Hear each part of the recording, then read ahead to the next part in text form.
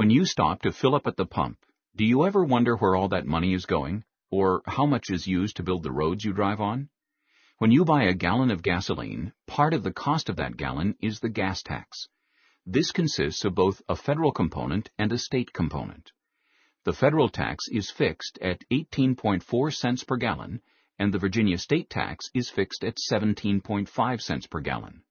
For an average member of the traveling public, this translates to about $250 in gas tax in a given year, $128 federal, and $122 state. So what happens with this money once it leaves your pocket? Let's take a look. The federal portion of gasoline taxes contribute to the Highway Trust Fund, which consists of two primary accounts. 15.45 cents from every gallon is put in the highway account, while 2.85 cents is dedicated to mass transit. These accounts are used to fund transportation projects across the U.S., and guidelines exist to ensure that each state receives a reasonable share of the federal funding relative to its contribution. In Virginia, state gas tax revenue is divided between the Highway Maintenance and Operation Fund, which pays for operation of existing roads, and the Transportation Trust Fund, which pays for construction. These funds are then allocated to different regions of the state according to established formulas, so that revenue is primarily directed toward roads.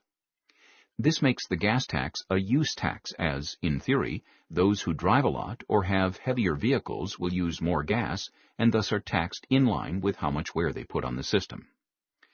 But what is a reasonable level of transportation spending, and how does the U.S. compare globally? Currently, countries in the European Union spend about 5% of their GDP on their transportation infrastructure, while China is revolutionizing their system at a whopping 9%. During the peak of the construction of the interstate highway system, the U.S. invested a steady 3% of its GDP on transportation infrastructure. So what is the current U.S. funding level? 2.4% of GDP. This is roughly half the spending level of Europe and a quarter of what China is investing. Oh, and don't forget, the U.S. has 50% more roadway length than the European Union and 80% more roadway length than China. Currently, the Federal Highway Trust Fund is in trouble. Expenditures continue to increase while revenues lag behind.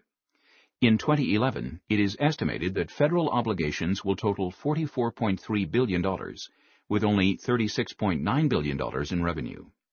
Despite increases, spending levels are still far less than is needed just to maintain the level of performance of our current transportation system. So why can't the gas tax keep up?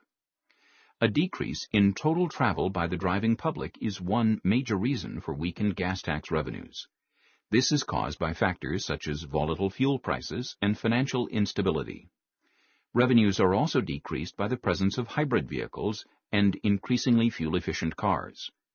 This is compounded by the static nature of the gas tax, which is a fixed tax that doesn't change as gas prices fluctuate or as inflation impacts the purchasing power of the dollar.